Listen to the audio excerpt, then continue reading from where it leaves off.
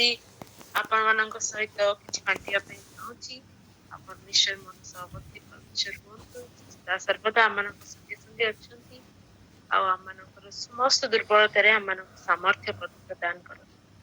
ତେଣୁ ଆସୁ ଆମମାନେ ସମସ୍ତେ ଗୋଟେ ପ୍ରସ୍ତୁତିର ହୃଦୟ ନେଇ ଆମମାନେ ପ୍ରଭୁଙ୍କର ସେଇ ବାକ୍ୟ ଆଡକୁ ଯିବା। ତା ପୂର୍ବରୁ ମୁଁ ଏଇ ଫେଲୋସିପ ର ପ୍ରତ୍ୟେକଙ୍କୁ ଯେତେ ଜଣ ଅବିଶ୍ରାନ୍ତ ଭାବରେ ପରିଶ୍ରମ କରନ୍ତି, ସେମାନେ ଈଶ୍ୱରଙ୍କର ଆଗମନ ପର୍ଯ୍ୟନ୍ତ ମଣ୍ଡଳୀକୁ ପ୍ରସ୍ତୁତ କରିବାର ଯୋଉ ଭାର ନେଇଛନ୍ତି ତାକୁ ବିଶ୍ୱସ୍ତ ଭାବରେ କଢେଇ ଆଣୁଛନ୍ତି। ସେଥିପାଇଁ ପ୍ରତ୍ୟେକ କର୍ମକର୍ତ୍ତାଙ୍କୁ, ପ୍ରତ୍ୟେକ ଦାୟିତ୍ୱରେ ରହିଥିବା ଲୋକମାନଙ୍କୁ ମୁଁ ଧନ୍ୟବାଦ ଦିଏ। ତା ସହିତରେ ଯୋଉମାନେ ଆଜି ଆରାଧନାରେ କଢେଇ ଆଣିଛନ୍ତି ବିଶେଷ ଗୀତ ମାଧ୍ୟମରେ, ପୁଣି ସେ ଆରାଧନାର ସ୍ୱଭାବରେ ଆମକୁ କଢେଇ ଆଣିଥିବା ଦୁଇ ଭାଇଙ୍କୁ ମଧ୍ୟ ମୁଁ ଧନ୍ୟବାଦ ଦିଏ।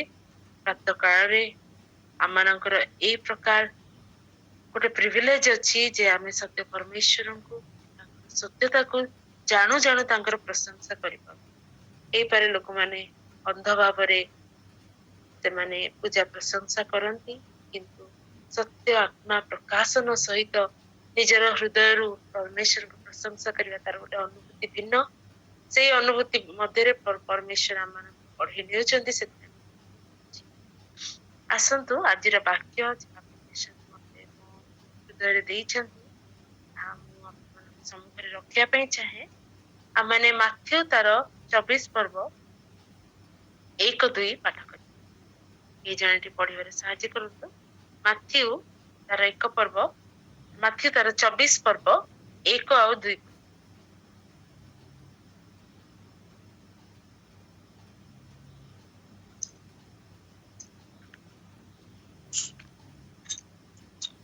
ଯୀଶୁ ମନ୍ଦିରରୁ ବାହାରି ଯାଉଥିବା ସମୟରେ ତାହାଙ୍କ ଶିଷ୍ୟମାନେ ତାହାଙ୍କୁ ମନ୍ଦିରର ପ୍ରାସାଦ ସମୂହ ଦେଖାଇବା ନିମନ୍ତେ ତାହାଙ୍କ ନିକଟକୁ ଆସିଲେ।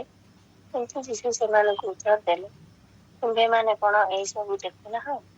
ମୁଁ ତୁମେମାନଙ୍କୁ ସତ୍ୟ କହୁଅଛି, ଏହି ସ୍ଥାନରେ ଏକ ପ୍ରସ୍ତର ଅନ୍ୟ ପ୍ରସ୍ତର ଉପରେ ରହିବ ନାହିଁ, ସମସ୍ତ ହିଁ ଭୂମିସାତ୍ ହେବ। ଆମେନ୍। ଆମେନ୍। ଥ୍ୟାଙ୍କ ୟୁ ଶ୍ରୀକାନ୍ତି, ବହୁତ ସୁନ୍ଦର ଭାବରେ ପରମେଶ୍ୱରଙ୍କ ବାକ୍ୟ ପଢିଥିବା ସକାଶୁ। ପ୍ରଭୁ ଯୀଶୁ ତାଙ୍କ ଶିଷ୍ୟ ମାନଙ୍କ ସହିତ ସେ ଯେତେବେଳେ ମନ୍ଦିରରେ ଆସିକି ବସିଛନ୍ତି, ଆଉ ସେଇ ସମୟରେ ଜିହୁଦୀ ମାନଙ୍କର ଜୀବନର ପ୍ରାଣ କେନ୍ଦ୍ର ବୋଲି କୁହାଯାଇପାରେ ସେଇ ଜେରୁସାଲେମ ମନ୍ଦିରରେ ସେମାନେ ଏକତ୍ରିତ ହେଉଥିବା ସମୟରେ ଶିଷ୍ୟମାନେ ସେହି ମନ୍ଦିରର ବିଭିନ୍ନ ଅଂଶକୁ, ତାର କାରୁକାର୍ଯ୍ୟକୁ, ତାର ସୌନ୍ଦର୍ଯ୍ୟକୁ ଦେଖି ସେମାନେ ତାଙ୍କ ମନରେ ଉତ୍ଫୁଲ୍ଲିତ ହେଇଛନ୍ତି। ପ୍ରତ୍ୟେକ ଜିହୁଦୀ ହୁଅନ୍ତି, ପ୍ରତ୍ୟେକ ଜିହୁଦୀ ମନ୍ଦିର ବିଷୟକ ସେମାନଙ୍କର ହୃଦୟରେ ସେମାନେ ଗୋଟେ ଆନନ୍ଦ ଅନୁଭବ କରନ୍ତି। ତାର ବହୁତ ଗୁଡିଏ କାରଣ ଅଛି, ଆମେ ଆଗକୁ ଦେଖିବା। ଆଉ ସେଇ ଆନନ୍ଦରେ ବା ସେଇ ପ୍ରକାର ଉତ୍ସାହରେ ଉତ୍ସାହିତ ହେଇକି ସେମାନେ ପ୍ରଭୁ ଯୀଶୁଙ୍କୁ କଣ କହିଲେ, ବିଭିନ୍ନ ପ୍ରାସାଦ ସମୂହ ଦେଖେଇବା ନିମନ୍ତେ ତାଙ୍କ ନିକଟକୁ ଆସିଲେ ପ୍ରଭୁ ଯୀଶୁଙ୍କୁ। ଆଉ ସେମାନଙ୍କୁ ପ୍ରଭୁ ଯୀଶୁ କଣ ଉତ୍ତର ଦେଲେ, ତୁମେମାନେ କଣ ଏଇ ସମସ୍ତ ଦେଖୁନାହ? ତୁମମାନଙ୍କୁ ସତ୍ୟ କହୁଅଛି, ଏଇ ସ୍ଥାନରେ ଏକ ପ୍ରସ୍ତର ଅନ୍ୟ ପ୍ରସ୍ତର ଉପରେ ରହିବ ନାହିଁ, ସମସ୍ତ ହିଁ ଭୂମିସାତ୍ ହେବ। କୌଣସି ଜିହୁଦୀ ବ୍ୟକ୍ତିଙ୍କୁ ଯଦି ତାଙ୍କର ମନ୍ଦିର ବିଷୟରେ କେହି କିଛି କୁହନ୍ତି, ତେବେ ସେମାନେ ବିଚଳିତ ହେଇଯାଆନ୍ତି, ସେମାନେ ତାଙ୍କର ଶାନ୍ତି ହରେଇ ଦିଅନ୍ତି, ସେମାନେ କେବେ ବି ନୀରବ ରହିପାରନ୍ତି ନାହିଁ। କାରଣ ଜେରୁସାଲେମର ମନ୍ଦିର ସେମାନଙ୍କ ଜୀବନର କେନ୍ଦ୍ର, ସେମାନଙ୍କର ଗର୍ବ ଗୌରବ, ସେମାନଙ୍କର ଆଶା ଭୂମି, ଭରସା ଭୂମି ସବୁ କିଛି ଥିଲା ସେଇ ଜେରୁସାଲେମ। କିନ୍ତୁ ପ୍ରଭୁ ଯୀଶୁ ଜଗତକୁ ଆସିଥିଲେ ସେ ଏକ ନୂଆ ରାସ୍ତା ଦେଖେଇବା ନିମନ୍ତେ। ଆମେ ସମସ୍ତେ ଜାଣୁ ପ୍ରଭୁ ଯୀଶୁଙ୍କର ଯୋଉ ପ୍ରକାର ମାର୍ଗ ଥିଲା ତାହା ଏହି ଜଗତ ସମ୍ବନ୍ଧୀୟ ନୁହେଁ। ସେଥିପାଇଁ ଲୋକମାନେ ତାଙ୍କୁ ବୁଝି ପାରିଲେନି, ସେଥିପାଇଁ ଲୋକମାନେ ତାଙ୍କୁ ଚିହ୍ନି ପାରିଲେନି। ଏଇ ଜଗତ ଯେ ଶୈତାନର ଅଧୀନରେ ଅଛି, ଆଉ ପରମେଶ୍ୱରଙ୍କ ରାଜ୍ୟ ଭିନ୍ନ ପ୍ରକାର। ପରମେଶ୍ୱରଙ୍କ ରାଜ୍ୟ ଆମମାନଙ୍କ ହୃଦୟରେ ଆସିବା ପାଇଁ ଯାଉଛି, ସେ ବିଷୟ ପ୍ରଭୁ ଯୀଶୁ ପ୍ରକାଶ କରୁଥିଲେ। ସେଇ ବିଷୟ ଗୋଟେ ନୂତନ ମାର୍ଗ ପ୍ରଭୁ ଯୀଶୁ ପ୍ରଚାର କରୁଥିଲେ, ସେଇ ବିଷୟ ଅନ୍ୟମାନେ ବୁଝିପାରିଲେ। କିନ୍ତୁ ଏଇଟା ଗୋଟେ ଏଇ 24 ପର୍ବର 2 ପଦ ଯୋଉ ବିଷୟ ଲେଖା ଯାଇଛି ତାହା ଗୋଟେ ପ୍ରଫେଟିକାଲି ପ୍ରଭୁ ଯୀଶୁ କହିଥିଲେ ତୁମେ ମାନେ କଣ ଏସବୁ ଦେଖୁନାହ?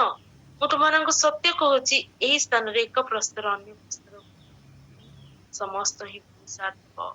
କାରଣ ଏବେ ସୁଦ୍ଧା ଯୋଉମାନେ କୋର୍ ଜିହୁଦୀ ମତାବଲମ୍ବୀ ସେମାନେ ଜିରୁସାଲମ ମନ୍ଦିରରେ ହିଁ ବିଶ୍ୱାସ କରନ୍ତି ଯେ ଉପାସନାର ସ୍ଥାନ ରହିଅଛି। ଆଉ କୌଣସି ସ୍ଥାନରେ ଉପାସନା କରିବା ପାଇଁ ସେମାନେ ଅନୁମତି ଦିଅନ୍ତି ନାହିଁ।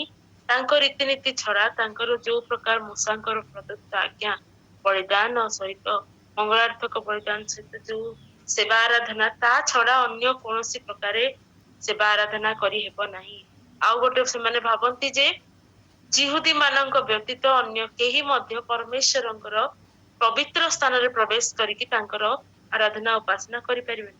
ଏଇ ପ୍ରକାର ମନୋଭାବ ସେମାନଙ୍କର ରହିଥିଲା। ଆଉ ସେ ପ୍ରକାର ମନୋଭାବ ସହିତ ପ୍ରତ୍ୟେକଟି ଜିହୁଦୀ ସେଇ ମନ୍ଦିର ମଧ୍ୟରେ ପ୍ରବେଶ କରୁଥିଲେ ଆଉ ତାଙ୍କ ଜୀବନର କେନ୍ଦ୍ର ବିନ୍ଦୁ ଭାବରେ ସେଇ ମନ୍ଦିରକୁ ସେମାନେ ଦେଖୁ।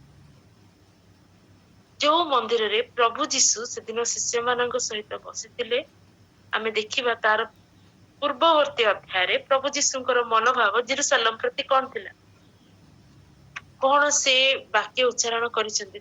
23 ପର୍ବ ଯଦି ଆମେ ଦେଖୁ, ସମ୍ପୂର୍ଣ୍ଣ ଭାବରେ 23 ପର୍ବରେ ପ୍ରଭୁ ଯୀଶୁ ଜେରୁସାଲେମକୁ ସେ ଆଖ୍ୟା କରି କଥା ହେଉଛନ୍ତି ବା ଭବିଷ୍ୟତବାଣୀ କହୁଛନ୍ତି। ଜେରୁସାଲେମ ଉପରେ ତାଙ୍କର ଯୋଉ ଆତ୍ମିକ ଗ୍ଲାନି ଅଛି ସେଟା ସେ ତାହା ପ୍ରକାଶ କରୁଛନ୍ତି। ଆଉ ଜେରୁସାଲେମକୁ ସେ ସାଧୁ ମାନଙ୍କର ପୁଣି ପରମେଶ୍ୱରଙ୍କ ଲୋକମାନଙ୍କର ପୁଣି ସେଇ ପ୍ରଫେଟ୍ସ ମାନଙ୍କର ସେ ହତ୍ୟାକାରିଣୀ ବୋଲି ଜେରୁସାଲେମକୁ ସେ ମାନେ ବ୍ୟକ୍ତ କରୁଛନ୍ତି ପ୍ରଭୁ ଯୀଶୁ। ଆଉ କପଟି ଶାସ୍ତ୍ରୀ ଆଉ ଫାରୁସୀ ମାନଙ୍କୁ ସେ ଟାର୍ଗେଟ ବନଉଛନ୍ତି। ମାନେ ପ୍ରଭୁ ଯୀଶୁ ଯେତେବେଳେ ସେମାନଙ୍କ ମଧ୍ୟରେ ଅଛନ୍ତି, ମାଥ୍ୟୁ 23:36 ସେ ତାଙ୍କ ହୃଦୟର ଗ୍ଲାନିକୁ ପ୍ରକାଶ କରି କହୁଛନ୍ତି, ଗୋ ଜେରୁସାଲେମ, ଗୋ ଜେରୁସାଲେମ, ଭାବବାଦୀ ମାନଙ୍କର ହତ୍ୟାକାରିଣୀ ଓ ଆପଣା ନିକଟକୁ ପ୍ରେରିତ ମାନଙ୍କର ପ୍ରସ୍ତରାଘାତକାରିଣୀ। କୁକୁଟି ଯେପରି ପକ୍ଷେ ତଳେ ଆପଣା ଶାବକ ମାନଙ୍କୁ ଏକତ୍ର କରେ, ସେପରି ମୁଁ କେତେଥର ତୋର ସନ୍ତାନ ମାନଙ୍କୁ ଏକତ୍ର କରିବାକୁ ଇଚ୍ଛା କଲି, କିନ୍ତୁ ତୁମ୍ଭେମାନେ ଇଚ୍ଛୁକ ହେଲ ନାହିଁ। ତେଣୁ ତୁମ୍ଭମାନଙ୍କ ଘର ତୁମ୍ଭମାନଙ୍କ ହାତରେ ଛାଡି ଦିଆଯାଉଛି।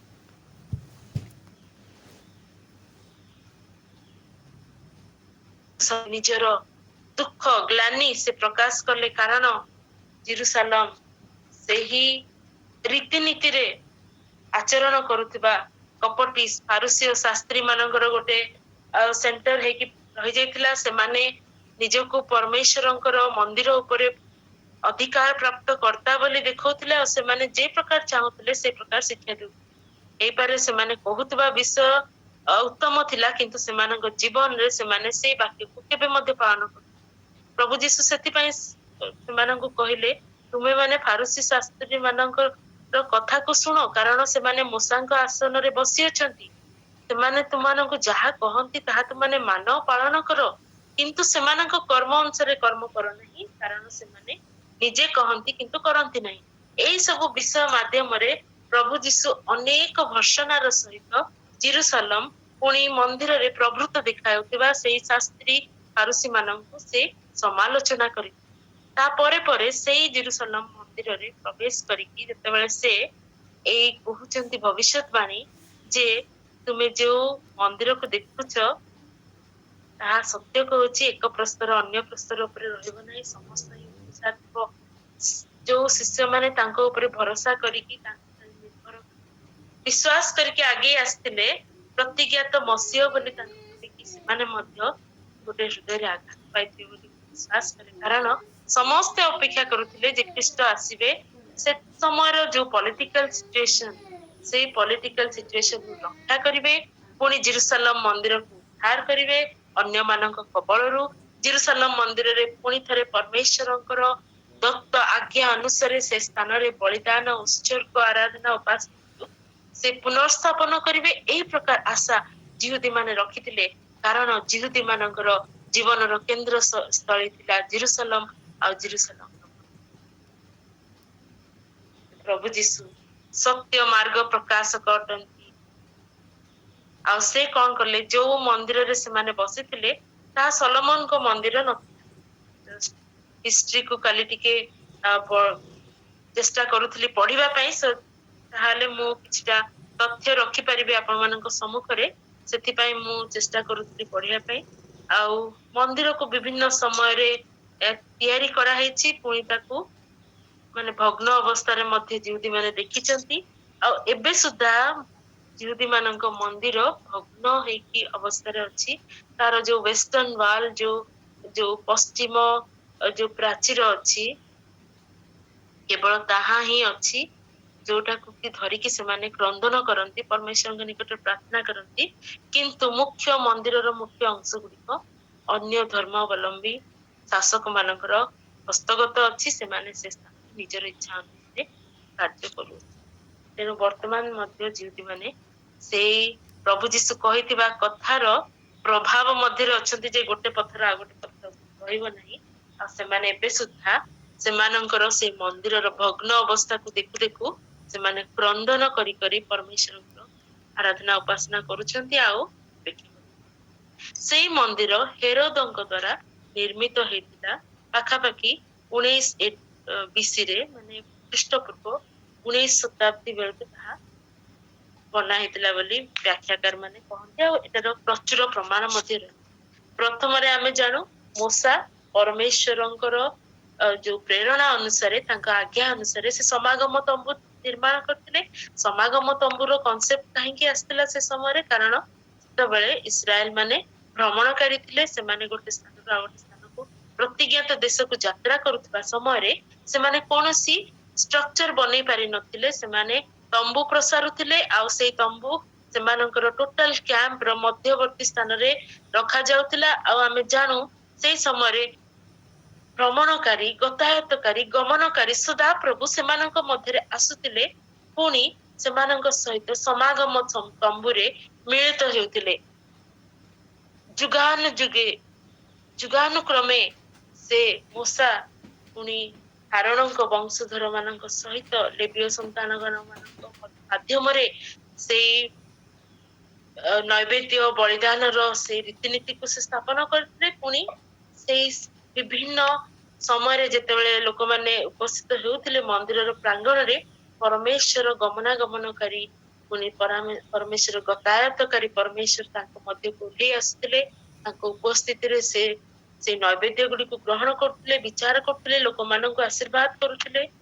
ପୁଣି ତାଙ୍କର ଉପସ୍ଥିତି ଚାଲିଥିଲା। ଆଉ ଯେତେବେଳେ ଇସ୍ରାଏଲ ମାନେ ବିଶ୍ରାମ ପାଇଲେ ଦେଶରେ, ଆଉ ସେମାନେ ଯାଇକି ସେଇ ଇସ୍ରାଏଲ ଦେଶରେ ସେମାନେ ଉପସ୍ଥିତ ହେଲେ, ସେଇ ସମୟରେ ଦାଉଦ ରାଜାଙ୍କ ହୃଦୟରେ ପ୍ରେରଣା ହେଲା ଯେ ପରମେଶ୍ୱରଙ୍କ ନିମନ୍ତେ ସେ କିପରି ଗୃହ ନିର୍ମାଣ କରିବେ। କାରଣ ସେ ସବୁବେଳେ ଅସ୍ଥିର ହେଉଥିଲେ, ମୁଁ ତ ନିଜେ ଏରସ କାଷ୍ଠ ନିର୍ମିତ ଗୃହରେ ବାସ କରିପାରୁଛି, କିନ୍ତୁ ପରମେଶ୍ୱରଙ୍କର ସେଇ ସିନ୍ଧୁକ ଅନାଚ୍ଛାଦିତ ଭାବରେ ଅଛି, ତାହାର କୌଣସି ଗୃହ ନାହିଁ। ସେଇ ବିଷୟ ତାଙ୍କୁ ବିଚଳିତ କରେ, କାରଣ ସେ ପରମେଶ୍ୱରଙ୍କ ମନର ମତ ବ୍ୟକ୍ତି ଥିଲେ। ତେଣୁ ତାଙ୍କ ମନରେ ଯୋଉ ପ୍ରେରଣା ଆସିଥିଲା, ପରମେଶ୍ୱର ତାଙ୍କୁ ଦେଖେଇଲେ ଯେ ତାଙ୍କ ଦ୍ଵାରା ନୁହେଁ, କିନ୍ତୁ ତାଙ୍କ ପୁତ୍ରଙ୍କ ମାଧ୍ୟମରେ ସେ ସେହି ଯୋଉ ଆବାସ ତମ୍ବୁ ନୁହେଁ, କିନ୍ତୁ ଗୋଟେ ଉତ୍ତମ ମନ୍ଦିର ସେ ନିର୍ମାଣ କରିବେ, ଭବ୍ୟ ମନ୍ଦିର। ଆଉ ସେଥିପାଇଁ ଯାହା କିଛି ଆବଶ୍ୟକ ଥିଲା ସବୁ କିଛି ଆୟୋଜନ ଦାଉଦ କରିକି ଯାଇଥିଲେ। ଆଉ ସଲୋମନ ଯେତେବେଳେ ସେ ରାଜ୍ୟ ପାଇଲେ, ଏଇ କାର୍ଯ୍ୟଟିକୁ ସେ କରିଥିଲେ। ଆଉ ସମସ୍ତ ପ୍ରକାର ଆୟୋଜନ ସହିତ ଭବ୍ୟ ମନ୍ଦିର ନିର୍ମାଣ କରିଥିଲେ। ଏଇ ସବୁ ଅତ୍ୟଧିକ ମାନେ ଡିଟେଲ ସହିତ ପ୍ରଥମ ରାଜାବଳୀ 5-6 ପର୍ବରେ ଅଛି, ଆମେ ସମସ୍ତେ ମଧ୍ୟ ଜାଣିଛୁ। ଆଉ ପାଖାପାଖି 10th century BC, 10th century before Christ, ଏଇ ମନ୍ଦିରଟିକୁ ସଲୋମନ ତିଆରି କରିଥିଲେ ବହୁତ ଭବ୍ୟ ଭାବରେ। ଆମେ ଜାଣୁ ସେତେବେଳେ ସଲୋମନଙ୍କ ସମୟରେ ସୁନା ରୂପା ଆଧିକ୍ୟ ଥିଲା, ଏତେ ଆଧିକ୍ୟ ଥିଲା ଯେ ରୂପାକୁ ଲୋକମାନେ ରାସ୍ତାର ପ୍ରସ୍ତର ଭାବରେ ମଧ୍ୟ ଦେଖୁଥିଲେ। ପ୍ରାଚୁର୍ଯ୍ୟତା ସକାଶୁ ରୂପା ରାସ୍ତାରେ ପଥର ପରିକା ବି ପଡିକି ରହୁଥିଲା, କିନ୍ତୁ କାହାର ଲୋଭ ହଉନଥିଲା ତାକୁ ଗୋଟେଇକି ନବା ପାଇଁ। ଏ ପ୍ରକାର ପ୍ରାଚୁର୍ଯ୍ୟତା ପରମେଶ୍ୱର ସଲୋମନଙ୍କ ସମୟରେ ଦେଇଥିଲେ। ଆଉ ତାଙ୍କ ପିତାଙ୍କର ଦର୍ଶନ, ପ୍ରେରଣା ଆଉ ଆୟୋଜନ ଅନୁସାରେ ସଲୋମନ ସେଇ ମନ୍ଦିରକୁ ନିର୍ମାଣ, କିନ୍ତୁ ସେଇ ମନ୍ଦିର ମଧ୍ୟ ବିନଷ୍ଟ କରାଯାଇଥିଲା। ଆମେ ଜାଣୁ ଯେତେବେଳେ ବାବିଲୀୟ ମାନେ ସେଇ ମନ୍ଦିର ଉପରେ ମାନେ ଆଟାକ କଲେ, ପାଖାପାଖି 585 BC ବାକି ସମୟରେ ସେମାନେ ସେଇ ମନ୍ଦିରକୁ ବିନଷ୍ଟ କଲେ, ସମ୍ପୂର୍ଣ୍ଣ ଲୁଣ୍ଠନ କଲେ, ଆଉ ତାର ପ୍ରସ୍ତର ଗୁଡିକୁ ମଧ୍ୟ କାଢି ନେଲେ। ଏ ପ୍ରକାର ପୁଣି ତାର ସମସ୍ତ ସୁବର୍ଣ୍ଣ ପାତ୍ରକୁ ନେଇକି ସେମାନେ ବିଜାତୀୟ ଦେବତା ମାନଙ୍କ ମନ୍ଦିରରେ ରଖିଲେ। ଆଉ ପୋଷ୍ଟ ଏକ୍ସିଲିକ ପିରିୟଡ ବା ଯେତେବେଳେ ସେମାନେ ନିର୍ବାସନରୁ ଫେରିଲେ, ଜିରୁବାବେଲ ଆଉ ଏଜ୍ରା, ନିହିମିଆ ସେମାନଙ୍କର ସେଇ ପ୍ରେରଣାରେ ଲୋକମାନେ ପୁଣି ଥରେ ପାଖାପାଖି 515 BC ରେ ସେଇ ମନ୍ଦିରକୁ ପୁନର୍ନିର୍ମାଣ କଲେ। କିନ୍ତୁ ଯେହେତୁ ସେମାନଙ୍କ ପାଖରେ ନା ପ୍ରାଚୁର୍ଯ୍ୟତା ଥିଲା, ନା ସେମାନଙ୍କ ପାଖରେ ଏତେ ସ୍ୱଚ୍ଛାଦତ ଉପହାର ନଥିଲା, ଅଳ୍ପ କିଛି ଜଣ ଜେରୁସାଲମ ମନ୍ଦିରକୁ ଫେରି ଆସିଥିଲେ, ବାକି ସବୁ ଜିହୁଦୀ ମାନେ ଫେରି ନଥିଲେ। ଆଉ ସେମାନେ କଣ କଲେ, ଲୋକମାନଙ୍କ ମଧ୍ୟରୁ ସେ ଅସୁଚିତାକୁ ଦୂର କରିକି ସେମାନେ ପୁନର୍ବାର ସେ ମନ୍ଦିରକୁ ନିର୍ମାଣ କରିବା ପାଇଁ ଚେଷ୍ଟା କଲେ। କିନ୍ତୁ ସେଇ ମନ୍ଦିର ଏତେ ଭବ୍ୟ ନଥିଲା, ସେଇ ମନ୍ଦିରରେ ଏତେ ପ୍ରାଚୁର୍ଯ୍ୟତା, ସୁବର୍ଣ୍ଣର କର୍ମ ସବୁ ଏତେ କିଛି ନଥିଲା। ତେଣୁ ସେମାନଙ୍କ ମନରେ ସବୁବେଳେ ଗୋଟେ ଦୁଃଖ ରହୁଥିଲା ଯେ ଆମର ମନ୍ଦିରର ଯୋଉ ଗୌରବକୁ ଆମେ ଦେଖିଛୁ ତାହା ବର୍ତ୍ତମାନ ନାହିଁ। ତ ସେମାନଙ୍କ ମନରେ ତାହାର ଗୋଟେ ଦୁଃଖ ରହୁଥିଲା। ଯେତେବେଳେ ରୋମିଓ ସାମ୍ରାଜ୍ୟ ମାନେ ସମଗ୍ର ପୃଥିବୀକୁ ଧୀରେ ଧୀରେ ଜିତିକି ସେମାନେ ଜେରୁସାଲମକୁ ପୁଣି ଜିହୁଦୀ ମାନଙ୍କର ଜିହୁଦା ପ୍ରଦେଶକୁ ମଧ୍ୟ ସେମାନେ କ୍ୟାପଚର କଲେ, ସେଇ ସମୟରେ ସେମାନେ ଦେଶର ବିଚାର କରିବା ପାଇଁ ରିଜିଓନାଲ ଗଭର୍ଣ୍ଣର ମାନଙ୍କୁ ସେମାନେ ନିଯୁକ୍ତ କରୁଥିଲେ, ସୋ ଦ୍ୟାଟ ଲୋକାଲ ଗଭର୍ଣ୍ଣାନ୍ସ ପୁଣି ରୋମାନ ଗଭର୍ଣ୍ଣାନ୍ସ ଦୁଇ ଜଣ ମିଳିତ ଭାବରେ ସେମାନେ କାର୍ଯ୍ୟକାରୀ କରିବେ। ଯୋଉମାନେ ଜିହୁଦୀ ମାନଙ୍କର ନେତା ମାନେ ଥିବେ ସେମାନେ ଶାନ୍ତି ରକ୍ଷା କରିବେ, ସେମାନେ ନିଜର ରୀତିନୀତିକୁ ପାଳନ କରିବେ। ରୀତିନୀତି ବିଷୟରେ ରୋମିଓ ଯୋଉ ସାମ୍ରାଜ୍ୟ ଥିଲା, ସେମାନେ କାହାର ରୀତିନୀତିକୁ ଭଗ୍ନ କରିବା ପାଇଁ ଚାହୁଁନଥିଲେ, କାରଣ ସେମାନେ ସବୁବେଳେ ଚାହୁଁଥିଲେ ଯେ ତାଙ୍କ ସାମ୍ରାଜ୍ୟରେ ଗଣ୍ଡଗୋଳ ନ ହଉ, ତାଙ୍କ ସାମ୍ରାଜ୍ୟରେ କେହି ମଧ୍ୟ ବିରୁଦ୍ଧାଭାସ ନ କରନ୍ତୁ, ସମସ୍ତେ ଯିଏ ଯାହାର ରୀତିନୀତି ଅନୁସାରେ କାର୍ଯ୍ୟ କରନ୍ତୁ। କିନ୍ତୁ ରେଭେନ୍ୟୁ ବା ଯାହା କର ତାହା କିନ୍ତୁ ରୋମିଓ ମାନଙ୍କ ହସ୍ତକୁ ଆସିବା ଦରକାର। ସେଥିପାଇଁ ସେମାନେ କଣ କରୁଥିଲେ ନା ନିଜର ଗୋଟେ ଗୋଟେ ଗଭର୍ଣ୍ଣର ମାନଙ୍କୁ ବିଭିନ୍ନ ପ୍ରଦେଶରେ ସେମାନେ ନିଯୁକ୍ତ କରୁଥିଲେ। ତେଣୁ କାଳକ୍ରମେ ଯେତେବେଳେ ସମଗ୍ର ପୃଥିବୀ ଉପରେ ରୋମାନ ମାନଙ୍କର ଯୋଉ ସାମ୍ରାଜ୍ୟ ଆସିଲା, ସେଇ ପ୍ରକାରେ ଜେରୁସାଲମରେ ମଧ୍ୟ ମାନଙ୍କର କର୍ତ୍ତୃତ୍ୱ ଆସିଲା। ଆଉ ସେଇ ସମୟରେ କଣ ହେଲା ନା ହେରୋଦଙ୍କୁ ସେ ସ୍ଥାନରେ ଗୋଟେ ଆଡମିନିଷ୍ଟ୍ରେଟର ଭାବରେ ପୋଷ୍ଟିଂ ଦେଇକି ତାଙ୍କ ହସ୍ତରେ ମଧ୍ୟ ରେଭେନ୍ୟୁ କଲେକ୍ସନ ବା କର ଆଦାୟ ବା ଶାନ୍ତି ଶୃଙ୍ଖଳା ରକ୍ଷା କରିବା, ପୁଣି ମିଳିତ ଭାବରେ ଶାସନ କରିବାର କ୍ଷମତା ଦିଆଗଲା। ଆଉ ସେଇ ହେରୋଦ କଣ କରିଥିଲେ ନା ଜିହୁଦୀ ମାନଙ୍କୁ ସନ୍ତୁଷ୍ଟ କରିବା ପାଇଁ ତାଙ୍କ ଇଚ୍ଛା ଅନୁସାରେ ତାଙ୍କର ଠାରୁ ସେ ମାନେ ତାଙ୍କର ସହଯୋଗରେ ସେଇ ଗୋଟେ ମନ୍ଦିର ତିଆରି କରିଥିଲେ, ଯାହାକି ହେଇପାରେ ସଲୋମନଙ୍କ ମନ୍ଦିର ପରି ଏତେ ଭବ୍ୟ ନୁହେଁ, କିନ୍ତୁ ସେଥିରେ ଲୋକମାନଙ୍କର ମନୋବାଞ୍ଛାକୁ ପୂର୍ଣ୍ଣ କରିବା ପାଇଁ, କାରଣ ସେମାନଙ୍କର ଅତିରିକ୍ତ ମନୋବାଞ୍ଛା ସେହି ମନ୍ଦିର ପାଇଁ ଏତେ ଥିଲା ଯେ ରୋମିଓ ସାମ୍ରାଜ୍ୟ ଜାଣିପାରିଲେ ଯଦି ଆମକୁ ଜିହୁଦୀ ମାନଙ୍କ ମଧ୍ୟରେ ଶାନ୍ତି ସ୍ଥାପନ କରିବାର ଅଛି ବା ସେମାନଙ୍କୁ ଆମର ଅଧୀନରେ ରଖିବାର ଅଛି, ତେବେ ତାଙ୍କର କଥାଟାକୁ ଶୁଣିବାର ଅଛି। ସେମାନଙ୍କର ଆଉ କିଛି ଡିମାଣ୍ଡ ନାହିଁ, କର ଦବୁନୁ ବୋଲି ମନା କିଛି କରିନାହାନ୍ତି, କିନ୍ତୁ ସେମାନଙ୍କର ଗୋଟେ ଆଶା ଯେ ତାଙ୍କ ମନ୍ଦିରକୁ ପୂର୍ବ ପରିକା ତିଆରି କରାଯାଉ। ତେଣୁ ହେରୋଦଙ୍କ ସମୟରେ ସେ ମନ୍ଦିରଟିକୁ ନିର୍ମାଣ କରାଗଲା, ଆଉ ସେଥିରେ ମଧ୍ୟ ସୁବର୍ଣ୍ଣର ଅନେକ କାରୁକାର୍ଯ୍ୟ କରାଯାଇଥିଲା, ଆଉ କାନ୍ଥ ଗୁଡିକୁ ମଧ୍ୟ କିଛି କିଛି ସୁବର୍ଣ୍ଣରେ ମଥା ଯାଇଥିଲା। ଏ ପ୍ରକାର ପ୍ରଭୁ ଯୀଶୁ ସେଇ ମନ୍ଦିରକୁ ଦେଖିକି ଯେତେବେଳେ ଜିହୁଦୀ ମାନେ ଖୁସି ଥିଲେ, ଯାହା ହଉ ଆଉ କିଛି ହଉ ନ ହଉ କିନ୍ତୁ ଆମ ମନ୍ଦିରକୁ ରୋମିଓ ସାମ୍ରାଜ୍ୟର ଶାସନକର୍ତ୍ତା ମାନେ କନସିଡର କରିକି ତାକୁ ତିଆରି କରିଛନ୍ତି, ଆଉ ଏଟା କେତେ ସୁନ୍ଦର ବୋଲି ଦେଖଉଥିଲେ ସେ ସମୟରେ ପ୍ରଭୁ ଯୀଶୁ।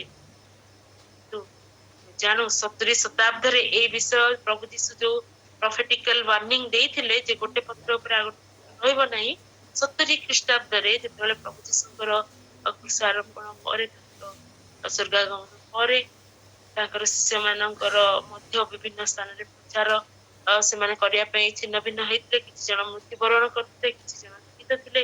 ଏ ପ୍ରକାର ଅବସ୍ଥାରେ ଯେତେବେଳେ ଦେଶ ଜାଣିଲା ବା ଜିହୁଦୀ ମାନେ ଜାଣିପାରିଲେ ଯେ ପ୍ରତିଜ୍ଞାତ ମସିହ ପ୍ରଭୁ ଯୀଶୁଙ୍କୁ ସେମାନେ ଜାଣିଲେ ଯେ ପ୍ରଭୁ ଯୀଶୁ ନୁହନ୍ତି ସେ ପ୍ରତିଜ୍ଞାତ ମସିହ, ପୁଣି ଥରେ ସେମାନଙ୍କ ଭିତରେ ସେ ଅସନ୍ତୁଷ୍ଟ ଭାବ, ସେଇ ଗ୍ଲାନି, ସେଇ ବିଦ୍ରୋହର ଭାବ ଆସିଲା, ଆଉ ସେମାନେ से रोमियो साम्राज्य जहाँकि अतिरिक्त कष्ट सेमानकर शासन बहुत सेमाननको आयरन रड रे सेमाने शासन करंती बोली कहा जाए से प्रकार शासन विरुद्ध रे सेमाने विप्लव कले आ से विप्लव सकाश कौन हला छाउनी करागला सैन्य छाउनी करागला पुणी जिहुदी माने जो समय प्रस्तुत नथिबे से समय सेमाननको अटैक करी अनेक लोकंको सेतबेले 70 ख्रीष्टाब्द रे बद्ध करा जायतिला अनेक जिहुदी प्राण त्याग कले पुणी तांको मंदिर को सेमाने चूर्ण विचूर्ण करिकी भांगी देले कारण सेटा ही सेमानकर जीवन केंद्रस्थली थिला आ कोन करले ए प्रकार भाबरे माने रोमियो माने एते सेमाने लालसारे परिपूर्ण थिले जे से रोमियो सैनिक माने कोन करले ना मंदिर रे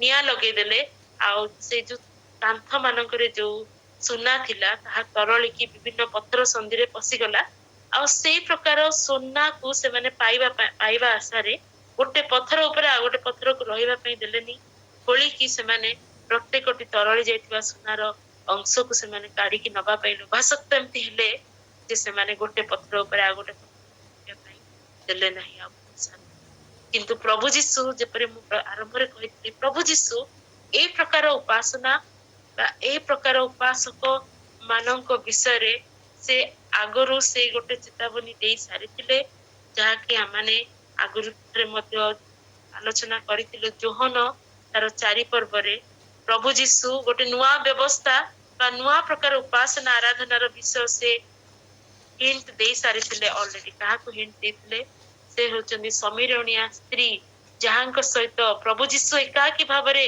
से आलाप करबा समय रे तांको गोटे गुरुत्वपूर्ण कथा प्रभु जीशु कहिथिले जोहन 4 पर्वर 21 रे जीशु कहिथिले आगो नारी मो कथा विश्वास करो जो समय रे तुम्हें माने एही पर्वत रे किंबा जेरूशलेम रे पितांकर उपासना करिबो नाही एपरि समय आसुछि एपरि समय आसुछि जहा तुम्हें माने जानो नाही ता उपासना करू था जहा को आम्भे माने जानो उपासना करू कारण परित्राण जिहुदी मानक मध्यरु ही आसे किंतु जो समय रे सत्य उपासक माने आत्मा और सत्य रे पितांकर उपासना करिवे सेपरि समय आसुछि पुनी वर्तमान सुधा उपस्थित कारण पिता ए प्रकार उपासक चाहती कारण ईश्वर होचंती आत्मा पुनी जो माने ताहांकर उपासना करंती आत्मा और सत्य रे उपासना करबा सेमानकर उचित से आत्मांकर द्वारा तोला जाइतिबा मंदिर आमानक हृदय रे ताको ना केही चूर्ण विचूर्ण करि पारंती ना तार गौरव को हरण करि पारंती ना ताको पादरे दळी पारंती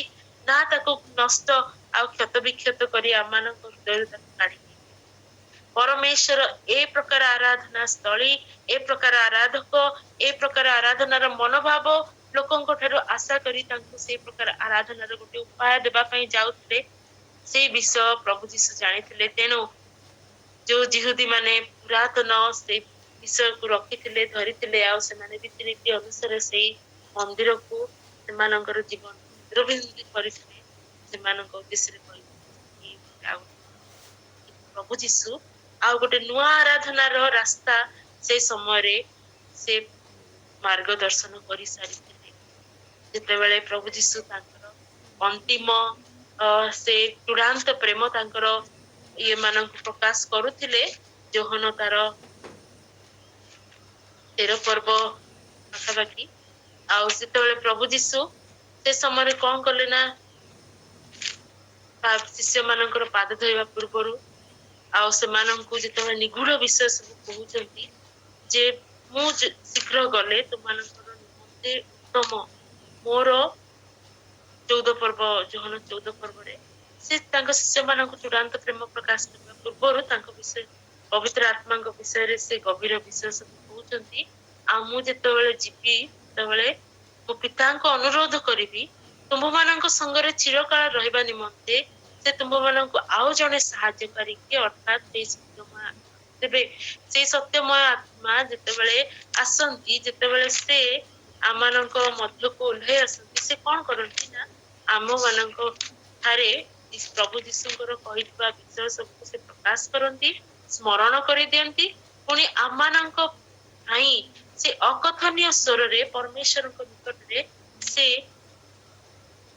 गोटे उत्तम प्रशंसार बलि से उत्सर्ग करि पारंती आमाने जो प्रकार आराधना परमेश्वर को आवश्यक ए पर आमे ताहा बुझी न पारू किंतु जेतेबेले सत्यमय आत्मा आसंती से कौन करती ना आम मानू से विषय से प्रकाश करती आउ जो सब शिक्षा प्रभु जीशु आम मानू देइछंती ताहाको से आम मानू स्मरण करांती आउ से शांति प्रदान करती से आम मानू बिहाफ रे आम बदଳରେ ସେ ଆର୍ତ୍ତନାଦ କରନ୍ତି ପରମେଶ୍ୱରଙ୍କ ସମ୍ମୁଖରେ ଆଉ ଆମମାନଙ୍କର ପ୍ରତ୍ୟେକଟି ହୃଦୟର ବେଦନାକୁ ଆମମାନଙ୍କ ଜୀବନର ଆବଶ୍ୟକତାକୁ ପୁଣି ଆମର ଆତ୍ମିକ ଆବଶ୍ୟକତାକୁ ପରମେଶ୍ୱରଙ୍କ ନିକଟରେ ଉତ୍ତମ ଭାବେ ପ୍ରେଜେଣ୍ଟ କରିପାରନ୍ତି ଆଉ ସେ ଆତ୍ମାଙ୍କର ଦ୍ଵାରା ଆମମାନେ ଆରାଧନା ଉପାସନା ପରମେଶ୍ୱରଙ୍କୁ କରୁ ବୋଲି ପ୍ରଭୁ ଯୀଶୁ ସେ ମାର୍ଗକୁ ସେ ଦର୍ଶାଇଲେ କାରଣ ସମସ୍ତେ ପ୍ରଭୁ ଯୀଶୁ ଜାଣିଥିଲେ ଯେ से मंदिर उच्छिन्न हब आ से आराधना बलिदान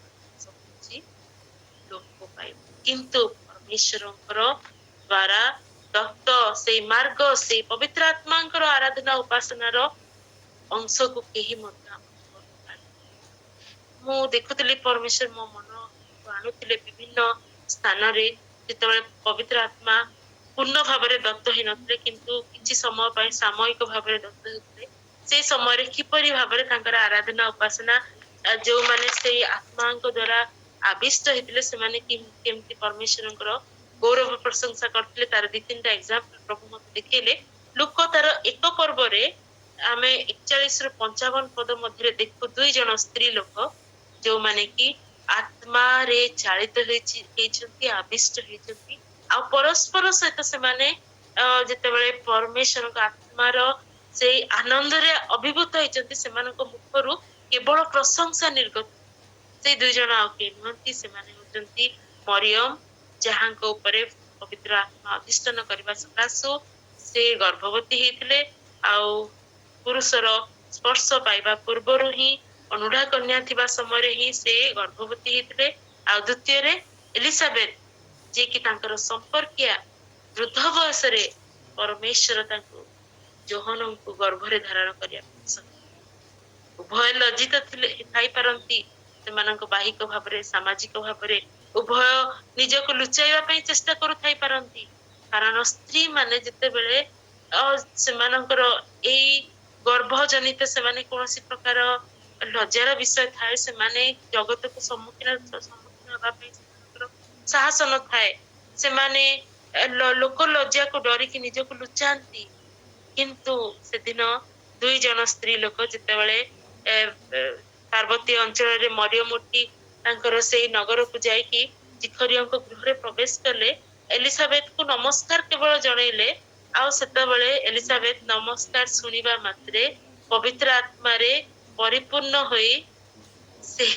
प्रभुंकर प्रशंसा करबा आरंभ कले अति उच्च स्वर रे कहले नारी मान गर्भफल से प्रकार मरियम मध्य तेबले से जानिले परमेश्वरंकर कार्य कोन आउ जणे बंध्या भाबरे विख्यात एलिजाबेथ से वृद्ध बयस रे से गर्भवती हेचंती प्रभुंकर पथ प्रदर्शकंकु से गर्भरे धारण करियछंती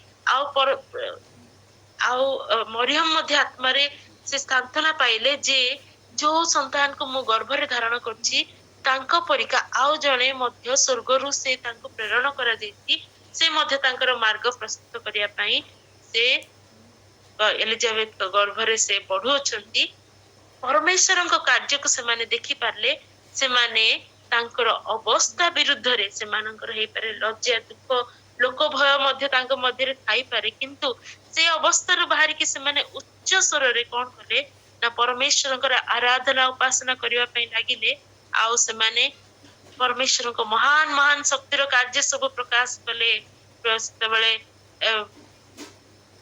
मरियम कहले कारण से अपना दासीर दिन अवस्था प्रति दृष्टिपात करियछथि आउ देखो अद्यावधि पुरुषानुक्रमे समस्त मते धन्य कहिबे कारण जे शक्तिमान से मो प्रति बहुत कर्म सेतेबेले कोन करा जाउ सेतेबेले कोन प्रकाशित पाइली जो माने परमेश्वरक आत्मा रे से माने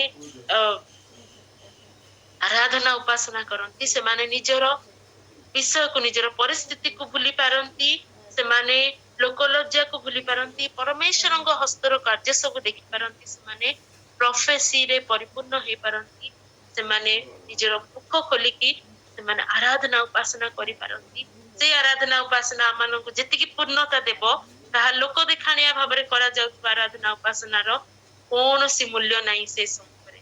ଆମେ ଯେତେବେଳେ ଅନ୍ତରର ସହିତ ପରମେଶ୍ୱରଙ୍କ ଆତ୍ମା ଆମଠାରେ ଉଛୁଳି ଉଠୁଥିବେ, ଆମର ଯେତେବେଳେ ଆରାଧନା ଉପାସନା ଥିବ, ସେତେବେଳେ ଅନ୍ୟ କୌଣସି ବିଷୟ ତାହାର ମାନେ ସମାନ ହେଇପାରିବ ନାହିଁ, ସେ ପ୍ରକାର ସାଟିସ୍ଫାକ୍ସନ ଆମକୁ ଦେଇପାରିବନି। ଆମେ ପ୍ରଥମ ସାମୁଏଲ 2:1-10 ପଦରେ ମଧ୍ୟ ହାନ୍ନାଙ୍କୁ ଦେଖୁ, ଯେ କି ଶୋକ ପରିଚିତ ଜଣେ ସ୍ତ୍ରୀ, ଯେ କି ତାଙ୍କର ଶୋକର ଆଧିକ୍ୟ ହେତୁରୁ ସେ ମୁଖ ଖୋଲି ପରମେଶ୍ୱରଙ୍କ ନିକଟରେ ପ୍ରାର୍ଥନା ବି କରିପାରୁନଥିଲେ। ସେ ପରମେଶ୍ୱରଙ୍କ ମନ୍ଦିରରେ କ୍ରନ୍ଦନ କରିବା ପାଇଁ ଯାଇଥିଲେ, ନିଜର ଅଶ୍ରୁକୁ ବୁହଉଥିଲେ, କିନ୍ତୁ ସେ ତାଙ୍କ ପାଟି କେବଳ ହଲୁଥିଲା, ଥରୁଥିଲା, କିନ୍ତୁ ସେ ପ୍ରଶଂସା କରିପାରୁନଥିଲେ କିମ୍ବା ନିଜର ବାକ୍ୟକୁ ମଧ୍ୟ ଖୋଲିକି କହିପାରୁନଥିଲେ। ଏଲି ତାଙ୍କୁ ଦେଖିକି ସେ ରାତ୍ରାତରେ ମତ ହେଇଥିବା ସ୍ତ୍ରୀ ବୋଲି ଭାବିଲେ। କିନ୍ତୁ ଯେତେବେଳେ ସେ ସାମୁଏଲକୁ ସେ ପାଇଲେ, ଜନ୍ମ ଦେଲେ, ଆଉ ଗୋଟେ ମା କେତେ କଷ୍ଟରେ ପିଲାଟିକୁ ସେ ପାଳିକି ବଡ କରେ, ଆଉ ସେ ଜାଣିଥିଲେ ଯେ ଏଇ ସନ୍ତାନ ମୋ କୋଳରେ ରହିବ ନାହିଁ, ମତେ ପରମେଶ୍ୱର ଯୋଉ ଲଜ୍ଜା ମୋର ନିବାରଣ କରିଛନ୍ତି, ତାଙ୍କର ଗୌରବ ପାଇଁ ମତେ ତାଙ୍କ ମନ୍ଦିରରେ ଦେବାର ଅଛି। ସେ ପ୍ରକାର ଗୋଟେ ମା ଗୋଟେ ଭାରି ହୃଦୟ ନେଇକି ଆଉ ପରମେଶ୍ୱରଙ୍କ ହସ୍ତର କାର୍ଯ୍ୟ ଦେଖିକି ନିଶ୍ଚୟ ସେ ଧନ୍ୟବାଦ ଦେଉଥିବେ। ପରମେଶ୍ୱର କଣ କରିପାରନ୍ତି ତାହା ଜାଣିଥିବେ। କିନ୍ତୁ ଯୋଉ ଏକମାତ୍ର ସନ୍ତାନକୁ ସେ ପାଇଲେ, ସେ ଏକମାତ୍ର ସନ୍ତାନକୁ ପରମେଶ୍ୱରଙ୍କ ଉଦ୍ଦେଶ୍ୟରେ ସେ ଦାନ କରିବା ପାଇଁ ସେଦିନ ଆସିଥିଲେ ମନ୍ଦିରକୁ, ପ୍ରଥମ ସାମୁଏଲ ତାର 2 ପର୍ବରେ। କିନ୍ତୁ ଯେତେବେଳେ ସେ ସେଇ ସନ୍ତାନକୁ ଦେଲେ ପରମେଶ୍ୱରଙ୍କ ଉଦ୍ଦେଶ୍ୟରେ, ଯାହା ନିବେଦନ କରିଥିଲେ ତାହା ପରମେଶ୍ୱରଙ୍କ ଉଦ୍ଦେଶ୍ୟରେ ଦେଲେ, ଆଉ ସଦାପ୍ରଭୁଙ୍କର ଆତ୍ମା ତାଙ୍କୁ ଉଲ୍ଲସିତ କଲା, ତାଙ୍କୁ ମହା ଉଲ୍ଲାସ ପ୍ରଦାନ କଲା।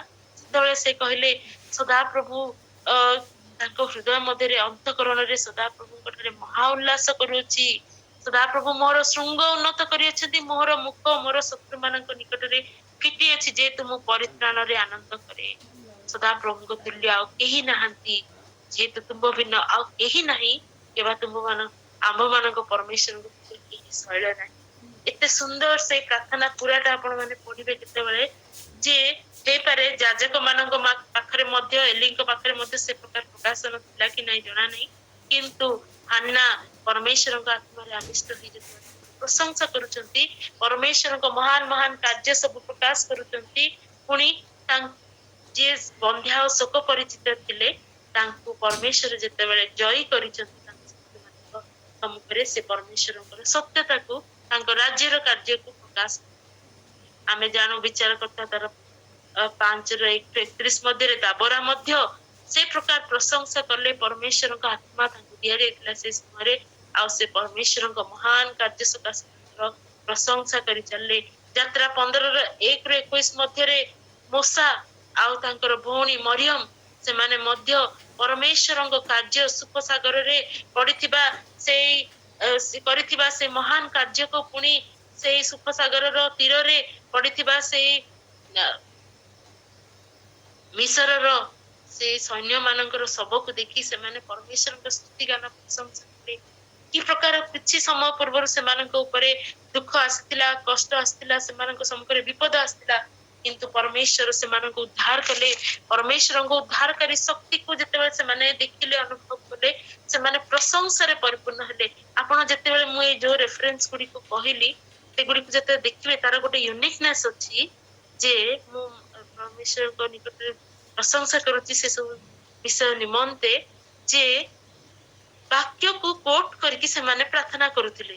ପ୍ରଥମ ସାମୁଏଲ 2:1-10 ହଉ, ଯୋଉଠିକି ହାନ୍ନା ତାଙ୍କର ପ୍ରଶଂସା କରୁଥିଲେ, କିମ୍ବା ଲୁକ 1:41-55 ମଧ୍ୟରେ ଏଲିଜାବେଥ ଆଉ ମରିୟମଙ୍କର ସେଇ ଆରାଧନା ଉପାସନା ହଉ, କିମ୍ବା ବିଚାରକର୍ତ୍ତା 5:1-31 ମଧ୍ୟରେ ଦାବରାଙ୍କର ଆରାଧନା ହଉ, ଯାତ୍ରା 15:1-21 ମଧ୍ୟରେ ମୋସା ଏବଂ ତାଙ୍କ ଭଉଣୀଙ୍କର ଆରାଧନା ଉପାସନା ପବିତ୍ର ଆତ୍ମାରେ ପୂର୍ଣ୍ଣତାରେ ଯୋଉ ହେଇଥିଲା, ଯଦି ଆମେ ଦେଖିବା, ସେଥିରେ ବାଇବଲର ବିଭିନ୍ନ ଅଂଶ କୋଟ କରାହେଇଛି। ରେଫରେନ୍ସ ବାଇବଲ ଥିଲେ ଦେଖିବେ, ସେମାନଙ୍କ ମୁଖ ଦ୍ୱାରା ଯୋଉ ବାକ୍ୟ ଗୁଡିକ ପ୍ରକାଶିତ ହେଉଥିଲା, ପ୍ରଶଂସା ଗୌରବ ସ୍ତୁତି ମାଧ୍ୟମରେ, ସେଇ ଯୋଉ ସେମାନେ ଆତ୍ମା ସତ୍ୟତାରେ ଆରାଧନା କରୁଥିଲେ, ସେ ସମୟରେ କଣ ହଉଥିଲା, ବିପରୀତ ପରିସ୍ଥିତିରେ ମଧ୍ୟ ସେମାନେ ପ୍ରଶଂସା କରିପାରୁଥିଲେ, ଈଶ୍ୱରଙ୍କ କାର୍ଯ୍ୟ ଓ ରାଜ୍ୟର ସତ୍ୟତାକୁ ପ୍ରକାଶ କରିପାରୁଥିଲେ, ସେମାନଙ୍କର ଈଶ୍ୱରଙ୍କର ମହାନ ହସ୍ତର କାର୍ଯ୍ୟକୁ ସେମାନେ ଦେଖିପାରୁଥିଲେ। ଲଜ୍ଜା ଦୁଃଖ ଲୋକ ଭୟ ବିରୁଦ୍ଧରେ ମଧ୍ୟ ସେମାନେ ଆହୁରି ଅନେକ। ତେବେ ଆତ୍ମା ଓ ସତ୍ୟତାରେ ପ୍ରଶଂସା କରିବାର ଗୋଟେ ଭିନ୍ନତା ଅଛି, ତାଙ୍କର ଆରାଧନାର ଗୋଟେ ଭିନ୍ନତା ଅଛି। ସେଇ ଆରାଧକ ସେ ପ୍ରକାର ଆରାଧନା ପରମେଶ୍ୱର ଚାହୁଁଥିଲେ। ତେଣୁ ଆମମାନେ ଯୋଉ ପୁରାତନ ନିୟମର ଯୋଉ ଯୋଉ ଅଂଶ ଗୁଡିକ ଦେଖିଥିଲେ ତାହା ଥିଲା ପବିତ୍ର ଆତ୍ମାଙ୍କୁ ଦାନ କରାଯାଉଥିଲା କିଛି ସମୟ ପାଇଁ, ଆଉ ସେ ଆରାଧନାର ସ୍ୱଭାବରେ କଢେଇ ନେଉଥିଲେ। ଆମେ ଗୀତ ସଂହିତାକୁ ଦେଖିଲେ ସେଇ ଆରାଧନାର ସ୍ୱଭାବରେ ଯେତେବେଳେ ପବିତ୍ର ଆତ୍ମା ଆବିଷ୍ଟ ହେଉଥିଲେ, ସେତେବେଳେ ଦାଉଦ ଆଉ ତାଙ୍କର ଅନେକ ଲେଖକ ମାନେ ସେଇ ପ୍ରଶଂସାର ଗୀତ ଗୁଡିକ ଲେଖିଛନ୍ତି। ସେଥିରୁ ଜଣା ପଡେ ଯେ ପରମେଶ୍ୱରଙ୍କର ସତ୍ୟ ଆଉ ଆତ୍ମାରେ ଉପାସନା କରିବା କି ପ୍ରକାର ବିଷୟ। କିନ୍ତୁ ଆମେ ଜାଣୁ ପ୍ରେରିତ ତାର 2 ପର୍ବରେ ପ୍ରଭୁ ଯୀଶୁ କରିଥିବା ସେ ପ୍ରତିଜ୍ଞା ସଫଳ ହେଲା। ଯୋଉ ଆତ୍ମାଙ୍କୁ, ଯେଉଁ ସତ୍ୟମୟ ଆତ୍ମାଙ୍କୁ ଚିରକାଳ ରହିବା ନିମନ୍ତେ ପରମେଶ୍ୱରଙ୍କ ନିକଟରେ ମାନେ ପ୍ରଭୁଙ୍କର ଶିଷ୍ୟ ମାନଙ୍କ ନିକଟରେ ସେ ପ୍ରତିଜ୍ଞା କରିଥିଲେ, ସେଇ ଚିରକାଳ ରହିବା ପାଇଁ ସେ ଆତ୍ମାଙ୍କୁ ପ୍ରଦତ୍ତ ହେବା ବିଷୟ ଆମେ ପେଣ୍ଟିକଷ୍ଟ ଦିବସରେ ପ୍ରେରିତ 2 ପର୍ବରେ ତାହା ଆମେ ଦେଖି ସାରିଲୁ। ଆଉ କଣ ହେଇଥିଲା ଯେତେବେଳେ ଆଦି ତାର 11 ପର୍ବରେ ଆମେ ଜାଣୁ ଭାଷାର ଭେଦ ଜନ୍ମ ହେଇଥିଲା ସେ ବାବିଲ ନଗରରେ। ସେତେବେଳେ ଲୋକମାନଙ୍କ ଭିତରେ କନଫ୍ୟୁଜନ ଆସିଥିଲା, ଲୋକମାନଙ୍କ ଭିତରେ ଭାଷାର ଭେଦ ସକାଶୁ ସେମାନେ ପରସ୍ପରକୁ ବୁଝି ପାରିଲେ ନାହିଁ, ଆଉ ସେମାନଙ୍କ ଭିତରେ ଗଣ୍ଡଗୋଳ ହେଲା, ସେମାନେ ବିଚ୍ଛିନ୍ନ ହେଲେ, ସେମାନେ ପୃଥିବୀର ଚାରିଆଡେ ସେମାନେ ଭାଗ ହେଇକି ପଳେଇଲେ। କିନ୍ତୁ ଯେତେବେଳେ ପରମେଶ୍ୱର ପୁଣି ଥରେ ଆଉ ଗୋଟେ ଭେଦ ଜନକ ଗୋଟେ ତାଙ୍କର ଯୋଉ ଆତ୍ମାଙ୍କର ସେଇ ଆତ୍ମାଙ୍କୁ ସେ ଦାନ କଲେ, ଲୋକମାନଙ୍କ ଉପରେ ଦେଲେ, ସେ ସମୟରେ ଆଉ ଗୋଟେ ଭାଷାର ଭେଦ ହେଲା, ନୂତନ ଭାଷା ଆସିଲା। କିନ୍ତୁ ସେଇ ଭାଷା କଣ କଲା, ଲୋକମାନଙ୍କୁ ଏକତ୍ରିତ କଲା ପରମେଶ୍ୱରଙ୍କ ସମ୍ମୁଖରେ। ବିଭିନ୍ନ ଭାଷାବାଦୀ ଲୋକମାନେ ଜେରୁସାଲମରେ ସେମାନେ ଯେତେ ଜଣ ଜିହୁଦୀ ମାନେ ଯୋଉମାନେ ବିଭାଜିତ ହେଇକି ବିଭିନ୍ନ ସ୍ଥାନକୁ ପଳେଇଥିଲେ, ଆଉ ସେମାନେ ପୁଣି ଥରେ ଜେରୁସାଲମକୁ ଫେରି ନଥିଲେ, କିନ୍ତୁ ପୃଥିବୀର ବିଭିନ୍ନ ସ୍ଥାନରେ ରହିକି ସେଇ ଭାଷାକୁ ଶିଖି ଯାଇଥିଲେ। ସେମାନେ ଏଇ ବର୍ଷର ଏଇ 3ଟି ସମୟରେ ସେମାନେ କଣ କରୁଥିଲେ ନା ଜେରୁସାଲମକୁ ଆସୁଥିଲେ, ସେମାନେ ଏକତ୍ରିତ ହଉଥିଲେ, ଚାहे ସେମାନେ ଯୋଉଠି ରହନ୍ତି ଜେରୁସାଲମ। ଆଉ ଏ ପ୍ରକାର ଏକ ସମୟରେ ସେମାନେ ଯେତେବେଳେ ଆତ୍ମାଙ୍କ ଦ୍ଵାରା ଚାଳିତ, ଆତ୍ମାଙ୍କର ଠାରେ ପୂର୍ଣ୍ଣ ହେଇକି ଏଇ 120 ଜଣଙ୍କୁ ସେମାନଙ୍କର ବିଭିନ୍ନ ଭାଷାରେ କଥା କହୁଥିବା ଶୁଣିଲେ, ପରମେଶ୍ୱରଙ୍କର ମହତ୍ ମହତ୍ କର୍ମ ସବୁ ସେମାନେ ପ୍ରକାଶ କରିବା ଶୁଣୁଥିଲେ, ସେମାନେ ତ ବୁଦ୍ଧି ଆଚମ୍ବିତ ହେଇକି ଏଇଟା କି ପ୍ରକାର ପ୍ରଶଂସା ବୋଲି ସେମାନେ କହୁଥିଲେ। କାରଣ ଯେତେବେଳେ ବି ପବିତ୍ର ଆତ୍ମାଙ୍କର ଆବାହନ ଆସେ, ଯେତେବେଳେ ସେଇ ତାଙ୍କର ପ୍ରଭାବ ଆସେ, ସେତେବେଳେ ଆଉ କିଛି ବିଷୟ ପାଇଁ ଆମେ ଆରାଧନା ଆମେ ପ୍ରାର୍ଥନା କରୁ କିମ୍ବା ନ କରୁ, କିନ୍ତୁ ପରମେଶ୍ୱରଙ୍କର ଆରାଧନା ଆମେ ନିଶ୍ଚୟ କରିଥାଉ। ଆଉ ଏଇ ପ୍ରକାର ଆରାଧକ ପ୍ରଭୁ ଚାହାନ୍ତି। ସେଦିନ ଭାଷାର ଭେଦ ଜନ୍ମିଥିଲା, କିନ୍ତୁ ପ୍ରେରିତ ତାର 2 ପର୍ବରେ ଯୋଉ ଭେଦ ପ୍ରଭୁ ଦେଲେ, ସେ ଭିନ୍ନ ଭାଷା ଦ୍ଵାରା ଲୋକମାନେ ଏକତ୍ରିତ ହେଲେ, ଆଉ ସେମାନେ ଭିନ୍ନ ଭିନ୍ନ ଲୋକମାନଙ୍କୁ ମଧ୍ୟ ଏକ ସମୟରେ ଆଡ୍ରେସ କରିପାରିଲେ। ଏକ ସମୟରେ ଅନେକଙ୍କର ହୃଦୟରେ ସେମାନେ କଥା କହିପାରିଲେ। ପରମେଶ୍ୱର ଏଇ ସ୍ଥାନରେ ମୁଁ ଦେଖୁଥିଲି ଯେ ପରମେଶ୍ୱରଙ୍କର ସେଇ ଆତ୍ମା ଅଗ୍ନି ସ୍ୱରୂପେ, ମାନେ ଜିଭା ସ୍ୱରୂପ ଅଗ୍ନି ସ୍ୱରୂପେ କ୍ଲୋବେଟ ଫାୟାର ଭାବରେ ସେ କଣ ହେଲା, ଲୋକମାନଙ୍କ ଉପରେ ଅଧିଷ୍ଠିତ ହେଲେ। ଆଉ ତାଙ୍କର ଆକ୍ଷରିକ ଜିଭାକୁ କଣ୍ଟ୍ରୋଲ, ଜିଭା ଆମ ମୁଖରେ ଦିଆଯାଇଛି ପରମେଶ୍ୱରଙ୍କର ପ୍ରଶଂସା ଗାନ କରିବା ପାଇଁ, କିନ୍ତୁ ଅନେକ ସମୟରେ ଆମେ ସେ ଜିଭାକୁ ଭିନ୍ନ ଭାବରେ ବ୍ୟବହାର କରିଥାଉ। ସେ ଜିଭା ଆମମାନଙ୍କର ପୁରା ଜୀବନକୁ ନଷ୍ଟ କରିବା ପାଇଁ ସେଇ ଅନନ୍ତ ଅନଳରେ ସଦା ସର୍ବଦା ତାହା ପ୍ରଜ୍ୱଳିତ ହେଉଥାଏ ବୋଲି ବାକ୍ୟରେ ଲେଖାଯାଏ। ଗରଳ ତା ଭିତରେ ଅଛି, ବିଷ ଅଛି। ଅନେକ ସମୟରେ ଆମମାନଙ୍କ ମୁଖରୁ କହିଥିବା କଥା ମାଧ୍ୟମରେ ଆମ ଜୀବନ, ପୁଣି ପରମେଶ୍ୱରଙ୍କର ନାମ ମଧ୍ୟ ନିନ୍ଦିତ ହେଇଥାଏ। ଆମ ଜୀବନ ଠିକରେ ନ ରଖିଲେ, ଆମ ଜିଭାକୁ କଣ୍ଟ୍ରୋଲରେ ନ ରଖିଲେ, ମଙ୍ଗ ଜାହାଜର ଯେମିତି ମଙ୍ଗ ଯଦି କଣ୍ଟ୍ରୋଲରେ ନଥାଏ, କଣ ହୁଏ, ସେ ପ୍ରକାର ଲୋକମାନଙ୍କ ଜୀବନ ଅବସ୍ଥା ହେଇଯାଏ। କିନ୍ତୁ ଯେତେବେଳେ ସେଇ ଜିଭା ରୂପୀ ସେଇ ଅଗ୍ନିଶିଖା ଆସିକି ଲୋକମାନଙ୍କ ଉପରେ ଅଧିଷ୍ଠିତ ହେଲେ, ସେ ସମୟରେ ସେମାନଙ୍କର ଜାଗତିକ ଜିଭା, ଶାରୀରିକ ଜିଭା ମଧ୍ୟ ପରମେଶ୍ୱରଙ୍କ କଣ୍ଟ୍ରୋଲକୁ ପଳେଇଲା। ଆଉ ସେଟା ନିଜର କଣ୍ଟ୍ରୋଲରେ ରହିଲାନି ଯେ ଆମେ ଯେମିତି ଚାହିଁବୁ ସେମିତି ପ୍ରଶଂସା। ନାଇଁ, ସେଇ ଅଗ୍ନିରୂପ ଜିଭା ଯେତେବେଳେ ତାଙ୍କ ଉପରେ ଅବସ୍ଥିତ ହେଲା, ସେଇ ସମୟରେ ତାଙ୍କର ଶାରୀରିକ ଜିଭା ମଧ୍ୟ ପରମେଶ୍ୱରଙ୍କ କଣ୍ଟ୍ରୋଲକୁ, ପବିତ୍ର ଆତ୍ମାଙ୍କ କଣ୍ଟ୍ରୋଲକୁ ଚାଲିଗଲା। ତେଣୁ ସେମାନେ ସେଇ ସତ୍ୟ ଓ ଉପାସକ ଆରାଧକ ହେଇପାରିଲେ, ସତ୍ୟ ଓ ଆତ୍ମାରେ ପରମେଶ୍ୱରଙ୍କୁ उपासना करि पाले सेई मंडली सेई भव्य सेई मंदिर रे परमेश्वर को उपासना हला नहीं किंतु आमानक हृदय रे परमेश्वर देइतबा सेई पवित्र आत्मा को अग्नि माध्यम रे सत्य आत्मा रे परमेश्वर को लोक माने आराधना उपासना करे आउ सेई पवित्र आत्मा आज मध्य कार्यरत समग्र पृथ्वी रे से परमेश्वर को वाक्य को प्रसारित करी अछंती अनेक विजातीय मानक मध्य अनेक लोक मानक मध्य से ईश्वर को महान महान कार्य सब वर्णना करती असमर्थ लोक मानक सामर्थ्य देकी परमेश्वर को पाए व्यवहार करती पुणी ईश्वर को राज्य निमंते से आत्मा गुणी को जिणी चलचंती से आत्मा एबे मध्य कार्यरत आसो माने आज से फायर प्रूफ क्रिश्चियन हेबा नहीं अनेक समय आमे हम घर को अग्नि निरोधी करके बनै थाउ आमे ए प्रकार भाबरे हमर गृह को तैयारी करथाउ जे अग्नि पात हेले मध्य अग्निर कौनसी संस्पर्श आसीब नहीं हे पारे बिजुली जदि पड़िबो तेबे मध्य हम गृह क्षत करिवो नहीं आ जदि निया मध्य लागि जिवो तेबे हम करि परिबो ए प्रकार फायर प्रूफ घर गुडी को हमें तैयारी करथाउ किंतु आज हम जीवन को फायर प्रूफ हमें करबानी आम जीवन को हमें पवित्र आत्मा अग्नि को निवारित करबा नहीं ताको हमें विरोध करबा नहीं किंतु हमें से हाईली इनफ्लेमेबल क्रिश्चियन हेबा अत्यधिक दहनशील क्रिश्चियन आज आमे हेबा जेतेबेले परमेश्वरंकर सम्मुख रे आमे आसुतिबा जेतेबेले तांकर आत्मा हम थारे चिंगारी लगौतबे छोट स्पार्क मध्य करथिबे आमे जे तांकर आत्मा रे आमे जेति प्रज्वलित हेकि तांकर इच्छा अनुसार आमे जळिबा से कंज्यूमिंग फायर जहा कि आम जदि आम अंतर रे रहे आमको ताहा केबे भी दहन करिवो नाही आमानकर समस्त दुर्बलता को समस्त कलुषता को ताहा दहन करिकि